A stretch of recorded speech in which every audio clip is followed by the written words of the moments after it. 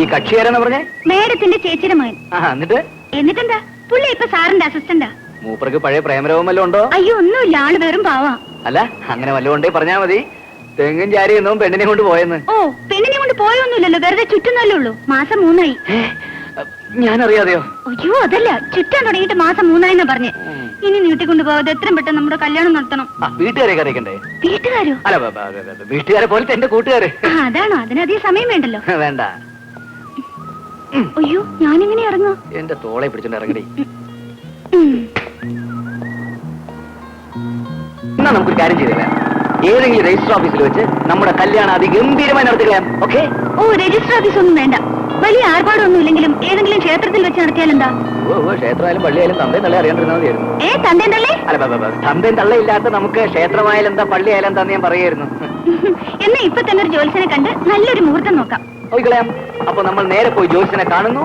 അതിനുശേഷം നിന്നെ ഫ്രണ്ട്സിന്റെ പാർട്ടി ഹോട്ടലിൽ ഡ്രോപ്പ് ചെയ്യുന്നു. Okay? Okay. Hello. Hi. Lakshmi, madam Lissy ശരിയൊന്നും എത്തിയില്ലേ? അവര് ഷോപ്പിംഗ് കഴിഞ്ഞ ഉടനെ വരാന്ന് പറഞ്ഞു. എന്താ കഴിക്കാൻ? അയ്യോ, ഞാൻ ഈ പാർട്ടിക്കാരനല്ലേ. അതെന്താ? ഞാൻ തന്നെ ഡ്രോപ്പ് ചെയ്യാൻ വന്നല്ലേ. ഓ, അപ്പൊ ഞാൻ പോകുന്നു. എന്താ ഇത്ര ധൃതി? ഇനിയിപ്പോ ധൃതിയൊന്നുമില്ല. തന്റെ പരാതികളെല്ലാം തീർന്നില്ലേ? ജോത്സ്യരെ കണ്ടു, മുഹൂർത്തം നിശ്ചയിച്ചു. വരുന്ന വെള്ളിയാഴ്ച 9-നും 10-നും ഇടയ്ക്കുള്ള ശുഭമുഹൂർത്തത്തിൽ നിന്റെ കഴുത്തിൽ ഞാൻ. ഇപ്പോഴാണ് ഓർത്തെ, 6 മണിക്ക് എനിക്ക് അത്യാവശ്യമായിട്ടൊരു ബിസിനസ് അപ്പോയിന്റ്മെന്റ് ഉണ്ട്. അതിന് പോയില്ലേ എന്റെ ജോലി ഇറക്കും. ഓ, തലപോകുന്ന കാര്യമൊന്നുമല്ലല്ലോ. ഇനി ഇവിടെ എന്റെ ജീവൻ പോകും. അപ്പൊ നമ്മൾ പറഞ്ഞ പോലെ നാളെ കൃത്യം 6 മണിക്ക്. പ്ലീസ്, ഒരു 5 മിനിറ്റ് ധൃതിപ്പെടല്ലേ. കളി വേറെ, കാര്യം വേറെ. നാളെ കൃത്യം 6 മണിക്ക്. ഓ, അയ്യോ, ആ കാലം കണ്ടോ.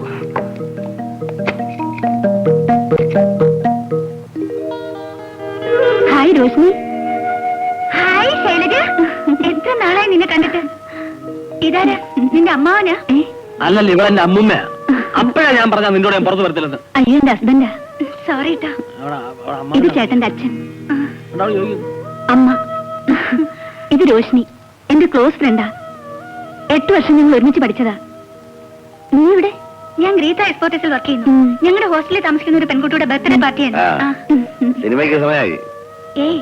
എന്തായാലും നിന്റെ കല്യാണത്തിന് എന്നെ ക്ഷണിച്ചില്ല. എന്റെ കല്യാണത്തിന് നിങ്ങൾ എല്ലാവരെയും ഇപ്പോഴേ ക്ഷണിച്ചിരിക്കുന്നു. വരുന്ന വെള്ളിയാഴ്ച കാലത്ത് 9 മണിക്കുള്ളിൽ മരുത്തൂർ അമ്പലത്തിൽ വെച്ച് കല്യാണം. നിനക്കറിയാലോ, എനിക്ക് മറ്റാരും ഇല്ലെന്ന്. എന്റെ വീട്ടുകാരുടെ സ്ഥാനത്ത് നിന്ന് നിങ്ങൾ എല്ലാവരും കൂടി കല്യാണം നടത്തി തരണം. അത് പിന്നെ പറയാനുണ്ടോ? അത് ശരി, ആരാ പയ്യൻ? ഇതുവരെ ഉണ്ടായിരുന്നു, ഇപ്പൊ പോയതാണോ? സംസാരിക്കാൻ സമയമില്ല, സിനിമയ്ക്ക് നേരമായി. ഇനി മരത്തൂർ വെച്ച് കാണാം. പറഞ്ഞിട്ട് ശരി, ഞങ്ങൾ വരട്ടെ. വരട്ടെ. ബൈ. നിങ്ങൾ ഇവിടെ ഇരിക്കായിരുന്നു?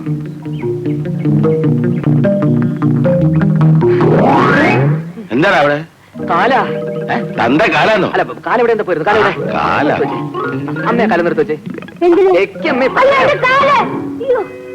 ഇനി രണ്ടുപേരും ഐശ്വര്യമായിട്ട് അനുഗ്രഹിച്ചു. ഇവൻ ആരോ കൈവശം കൊടുത്തു കേട്ടോ. അല്ല പിന്നെ ഈ നല്ല ബുദ്ധി ഇപ്പൊ എവിടുന്ന് വന്നാലാ? ഏതായാലും നന്നായി വാ. എന്താ മോനെ കാര്യം? അമ്മേ, ഈ ബാങ്ക് ജോലി കൊണ്ടൊന്നും എനിക്ക് ജീവിക്കാനൊക്കത്തില്ലെന്ന് അമ്മയ്ക്കറിയാലോ. അതുകൊണ്ട് ഞാനും എന്റെ ഫ്രണ്ടും കൂടി ഒരു പാർട്ട്ണർഷിപ്പ് ബിസിനസ് തുടങ്ങി. അതിന്റെ കാര്യത്തിന് വേണ്ടി പോവാ. ഇനിയിപ്പോ അതുപോലെ രാത്രിയിൽ വീട്ടിലെത്താൻ ഒത്തൊന്നും വരില്ല. ഒരു ജോലി വേണമെന്ന് പറഞ്ഞ് ബാങ്കിൽ പോയി. പേരിന് ആയിക്കോട്ടെ എന്ന് വിചാരിച്ചു. നീ സമ്പാദിച്ചു വേണോ മോനെ ഇവിടെ കഴിയാൻ? പിന്നെ എന്തിനാ മോനെ ഈ ഉറക്കൊഴിച്ചിട്ടുള്ള ജോലി? ലാഭമുള്ള ബിസിനസ് ആണോ? ലാഭം കിട്ടണ എങ്ങനെയാലും ഒരു 10 മാസം കഴിയും. എന്ത് ബിസിനസ്സാ? എന്തായാലും ലാഭമുള്ള ബിസിനസ് ആണ് മാത്രം നിങ്ങൾ പറഞ്ഞാൽ മതി. ഒരുപാട് ജോലിക്കാരൊക്കെ ഉണ്ടോ? ഞങ്ങള് 2 പേരുണ്ട്. പിന്നെ തൊഴിൽ തിരക്കൊന്നും ഉണ്ടാകത്തില്ല. എന്നാ പിന്നെ നിന്റെ അച്ഛനെ കൂടെ കൂട്ടിക്കോ. അയ്യോ, നിന്റെ മുതലായതുകൊണ്ട് വേറെ ആരും കൊണ്ടുപോകാതെ സൂക്ഷിച്ചോളാം. അത് ശരിയാവില്ല. 3ാമതൊരാളെ കൂട്ടാൻ പറ്റിയ ബിസിനസ് അല്ലത്. സ്വന്തം തന്തയെ പോലും. എന്റെ സുഭദ്ര ഞാൻ നോക്കുന്ന പോലെ നിന്റെ ബിസിനസ് ഞാൻ നോക്കിക്കോളാം. അതുപോലെ ഞാൻ നോക്കിക്കോളാം. അച്ഛനെ അമ്മയെ നോക്കിയാൽ മതി. എനിക്ക് നിന്ന് വരിക സമയമില്ല. എന്റെ പാർട്ട്ണർ എനിക്ക് വേണ്ടി വെയിറ്റ് ചെയ്യാം. ഓക്കെ, പിന്നെ കാണാം. എന്റെ പെട്ടി എവിടെ? കണ്ണിച്ചോറില്ലാത്ത മോനെ, എന്നെ ഇങ്ങനെ തയ്യാറാ. ഒന്നുകൂടെ ആലോചിക്ക്. ഔസേട്ടന്റെ ആരോ ചത്തൊന്നും പറഞ്ഞ് നാട്ടിൽ നിന്ന് കമ്പി വന്നു. ചേട്ടൻ നാട്ടിലേക്ക് പോയി പറയാൻ പറഞ്ഞു. ചാവാൻ കണ്ടൊരു നേരം. അവനവിടെ എല്ലാം അറേഞ്ച് ചെയ്യാൻ. ഇനിയും ചടങ്ങ് തുടങ്ങാം. എന്റെ ഒരു കൂട്ടുകാരിയും കുടുംബം വരാമെന്ന് പറഞ്ഞിരുന്നു. അവരെ കണ്ടില്ല. കുറച്ചുകൂടി വെയിറ്റ് ചെയ്യാം. അവരൊക്കെ പിന്നെ വന്നോളൂ. മുഹൂർത്തം തീർന്നു താലി കെട്ടണം. അവര് വരുന്നുണ്ട് കേട്ടോ.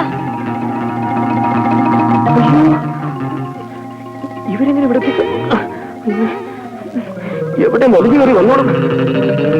കാറ് കേടായതുകൊണ്ട് ടാക്സി പിടിച്ചാ വന്നത്, അതാ താമസിച്ചത്.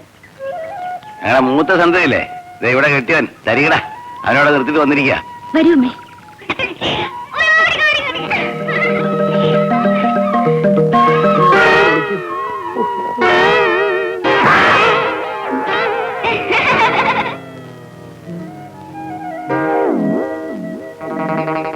ചെറുക്കനെ കണ്ടിട്ട് രണ്ടാം കെട്ടുകാരനെ പോലെ ഇരിക്കുന്നു. അത് തന്ത്രിയാണ്. അത് ഊന്നിൽ കണ്ടപ്പോ മനസ്സിലായി. എന്നാലും പാവം പെണ്ണു. കല്യാണം നടത്തുന്ന തന്ത്രിയാണെന്ന്. ഓ അങ്ങനെ. അപ്പൊ ചെറുക്കനവിടെ? ഇവിടെ ഉണ്ടായിരുന്നല്ലോ. ഇത് ഇവിടെ പോയി. ഞാൻ ഇവിടെ തന്നെ ഉണ്ട്. എന്താ നരസിംഹോ? അയ്യോ, ഇതെന്ത് തമാശയാ? നിനക്ക് തമാശ. മുഹൂർത്തം കഴിയുന്നവരെ എന്റെ മകനെ ആരും കാണാൻ പാടില്ല. കണ്ട തോപ്പ് നേരത്തെ നേരത്തെ. ഇതെന്ത് നേർച്ചയാ? എന്റെ അച്ഛന് കുട്ടികളില്ലാത്തതുകൊണ്ട് നേർന്നതാ. അപ്പൊ പിന്നെ നീ എങ്ങനെ? എന്താ വേണ്ടാത്ത ചോദ്യമൊക്കെ ചോദിച്ചോണ്ട് പിന്നെ വിവരം അറിയണ്ടേ? ഉണ്ടായിരിക്കണം. ഞാൻ ജനിക്കുന്നതിന് മുമ്പേ അച്ഛൻ നേർന്നതാ. അച്ഛന് കുട്ടികളുണ്ടായ ഞങ്ങളുടെ വീട്ടിൽ എന്ത് ആഘോഷം ഉണ്ടായാലും പിന്നെ ഇതെന്നെ കൊണ്ട് ധരിപ്പിക്കാമെന്ന്. എന്നിട്ടെന്ത് ഇത് നേരത്തെ വെക്കാഞ്ഞേ? അതിന് എന്റെ അച്ഛന്റെ അമ്മയുടെ സ്ഥാനത്ത് ഇവരെ കണ്ടപ്പോഴാണ് ഞാനത് ഓർത്തത്. അല്ല, ആരാ എന്റെ മകന്റെ മൂടി എടുത്തത്? ഇത് പൊന്നി കേട്ടോ, ചതിക്കരുത്. മുഹൂർത്തം തീരുന്നവരെ ഈ മമ്മൂടി എന്റെ മുഖത്തിരുന്നില്ലെങ്കിൽ ആകെ ചളവാവും. ഇതൊരു നേർച്ചയാണ് കേട്ടോ, നേർച്ച നേർച്ച. എന്റെ പൊന്നി മോനല്ലേ, ഇതൊന്ന് തീർന്നട്ടെ. മോൻ ഒന്നല്ല 9 മമ്മൂടി ഞാൻ മേടിച്ചു തരും. ചേട്ടാ ചതിക്കരുത്, ചളമാക്കരുത് പ്ലീസ്. എന്നാ നേരത്തെ നടക്കട്ടെ. ദേവി, മുഹൂർത്തത്തിന് സമയമായി. മുഹൂർത്തമായി. എന്റെ അച്ഛന്റെ അമ്മയുടെ സ്ഥാനത്ത് നിന്ന് നിങ്ങൾ ഈ കല്യാണം നടത്തി തരണം. നിങ്ങൾ എന്റെ കേട്ടത്തമ്മയുടെ സ്ഥാനത്ത് നിന്നു. അതിനല്ലേ ഞങ്ങൾ വന്നിരിക്കുന്നത്. മോൻ അവിടെ ഇരിക്കേ. മോൻ ഇങ്ങ് വാ. അവിടെ നോയിക്കൊണ്ടിരിക്കാതെ ആ മാല എടുത്തു കൊടുക്കണം. സർവത്ര മംഗളാദി പോന്തു.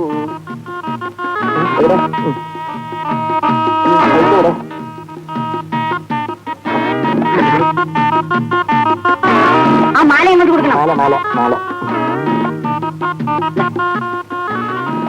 ആദ്യം ആരായിരുന്നേ?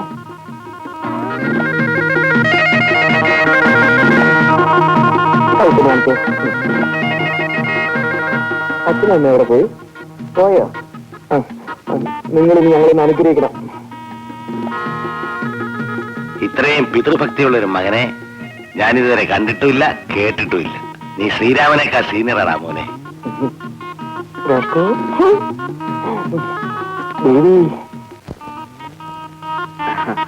നമ്മുടെ ആദ്യ രാത്രി ഹോട്ടലിലായത് എന്ത് നന്നായില്ലേ?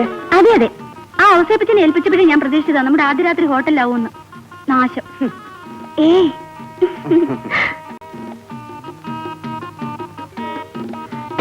അങ്ങോട്ട് കേറി പോ, സമയം കളയാതെ.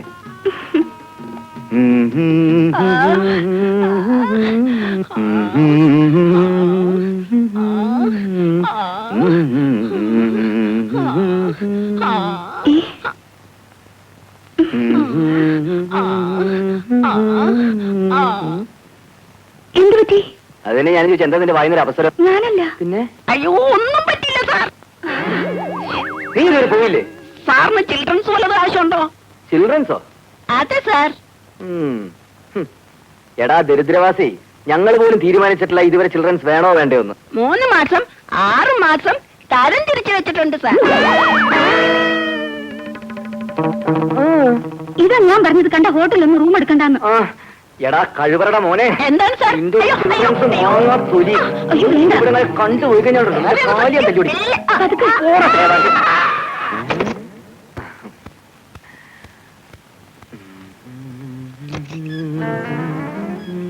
സാർ, തിന്നാൻ എന്തെങ്കിലും വേണോ സാർ? അതൊക്കെ ഞങ്ങൾ തിന്നോളാം.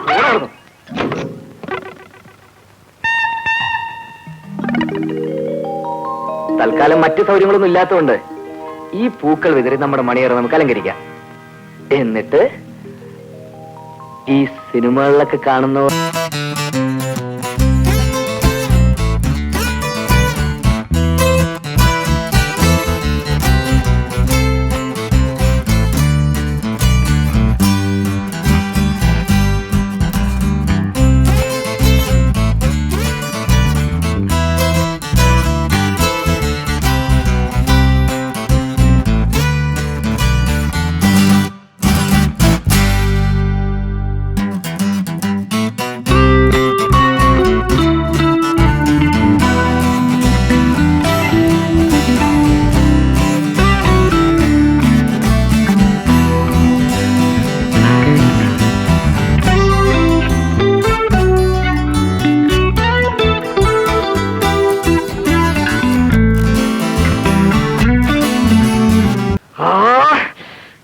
അവരിട്ട് രണ്ട് കൊടുത്തിട്ട് വേറെ കാര്യമുള്ളൂ.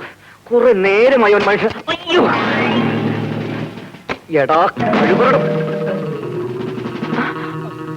രണ്ടുപേരും അയ്യോ സാർ, ഞങ്ങൾ ഭാര്യയും ഭർത്താവാണ് സാർ. ഇതെല്ലാവരും പറഞ്ഞ ഡയലോഗ് തന്നെയാ. വാ, സ്റ്റേഷൻ പോയി തീരുമാനിക്കാം. അയ്യോ അതൊന്നുമല്ല, ഇന്ന് രാവിലെയാണ് ഞങ്ങളുടെ കല്യാണം കഴിഞ്ഞത് സാർ. പ്ലീസ്, ഞാൻ പറയുന്നു. കൂടെ കിട്ടിയിട്ടുണ്ട്. അയ്യോ സാർ, എന്നെ ഓർമ്മയില്ലേ സാർ? ഇന്ന് രാവിലെ അമ്പലത്തിൽ വെച്ച് മോമുടി വെച്ച് ഞങ്ങൾ തമ്മിൽ കല്യാണം. അതെ സാർ. Please please sir. ഞാൻ സാറിനോടൊന്ന് പറഞ്ഞു നോക്കട്ടെ. സാർ, ഇവരുടെ കല്യാണം ഇന്ന് രാവിലെ ആയിരുന്നു. അമ്പലത്തിൽ അപ്പോൾ ഞാനും ഉണ്ടായിരുന്നു സാർ. നിങ്ങൾക്ക് താമസിക്കാൻ ഇതുപോലത്തെ ഹോട്ടൽ കിട്ടുള്ളൂ മിസ്റ്റർ. വലിയ ആശയം സാർ.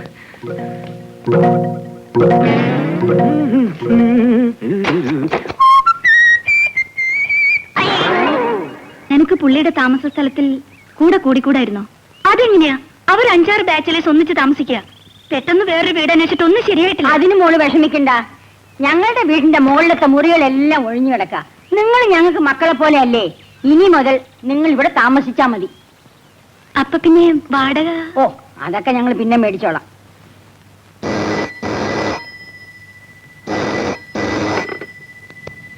ഹലോ. ഞാൻ റോഷ്നിയാ. ആ, രോഷ്നിയാ? നമുക്കൊരു വീട് കിട്ടിയിട്ടുണ്ട്. അതെയാ? ഇന്നലെ അങ്ങോട്ട് മാറണം. ശരി, മാറിക്കളയാം. എവിടെ വീട്? അതൊക്കെ പിന്നെ പറയാം. എന്റെ സാധനങ്ങളൊക്കെ പാക്ക് ചെയ്ത് കൃത്യം 3 മണിക്ക് തന്നെ റെഡി ആയിരിക്കും കേട്ടോ. ഓക്കെ. കൃത്യം വൈകിട്ട് 3 മണിക്ക് തന്നെ ഞാൻ ഹോസ്റ്റലിൽ ലാൻഡ് ചെയ്യുന്നു. നമ്മൾ ഒരുമിച്ച് പുതിയ വീട്ടിലേക്ക് താമസം മാറുന്നു. ഓക്കെ.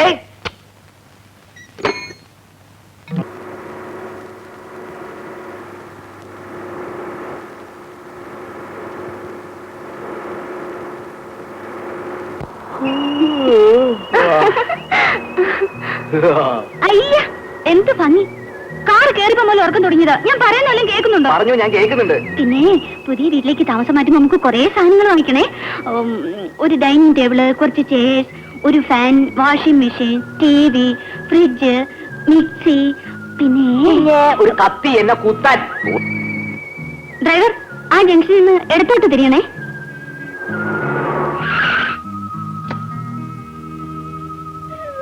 മുടിയൊരു ഉറക്കം. ഇന്ന് എടുത്തിട്ട് വേഗം വന്നേക്ക്. അല്ല, ഇതാരിത്? ശൈലജേ, ഇതാരാ വന്നിരിക്കുന്ന നോക്കിയേ. ഡ്രൈവർ, എത്ര രൂപയായി? 15-60.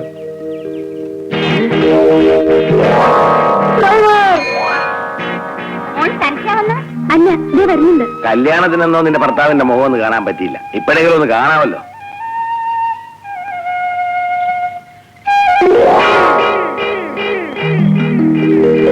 അല്ല, അവിടെ ആരെയും കാണാനില്ലല്ലോ. ടാക്സിക്ക് ചില്ലറ വാങ്ങി കൊടുക്കാൻ പോയതാവും. നീ വാ, പുള്ളിക്കാരൻ വന്നോളൂ. വലത് കാല് വെച്ച് തന്നെ അകത്തോട്ട് കയറിക്കോ മോളെ. വാ.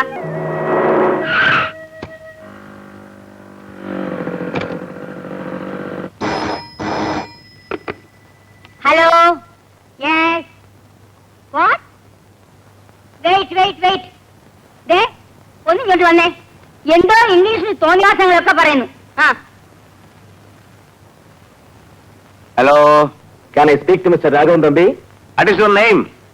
മാധവ മേനോന് വളരെ സീരിയസ് ആണ്. മാധവമേനോൻ സീരിയസ് ആണെന്നോ? അയാളെങ്ങനെ വയസ്സാലത്ത് സീരിയസ് ആകാൻ പോകുന്നത്? എന്താ? മാധവമേനോൻ സീരിയസ് ആണ്. നിങ്ങൾ ഇങ്ങോട്ട് തന്നെ. മോളൊന്ന് ചോദിക്ക്. Hello. Yes, who is speaking? എന്താ മോളെ? അച്ഛന് തീരെ സുഖമില്ല. ഉടനെ പുറപ്പെട്ട് ചെല്ലണമെന്ന്. സുഖമില്ലെന്ന് പറഞ്ഞാൽ തീരെ കിടപ്പിലാണോ? നാട്ടിൽ നിന്ന് ആരെ വിളിച്ചിട്ട് എക്സ്ചേഞ്ചാ പറഞ്ഞത്. ആ, സാരമില്ല, നമുക്കിപ്പൊ തന്നെ പുറപ്പെടാം. നീ പ്രഭാകരനെ കൂടെ ഒന്ന് വിളിക്ക്. എന്തല്ലേ മോളെ, നീ വീടൊക്കെ ഒന്ന് നോക്കിക്കൊള്ളേ. ഞങ്ങൾ പോയിട്ട് ഉടനെ വന്നേക്കാം. ആ, പോ. ആ, എന്തോ ഇത്? വരട്ടെ.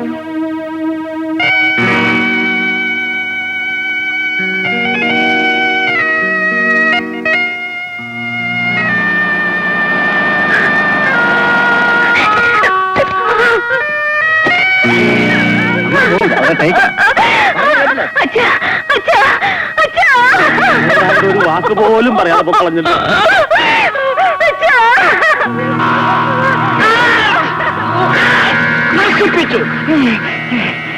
അയ്യോ,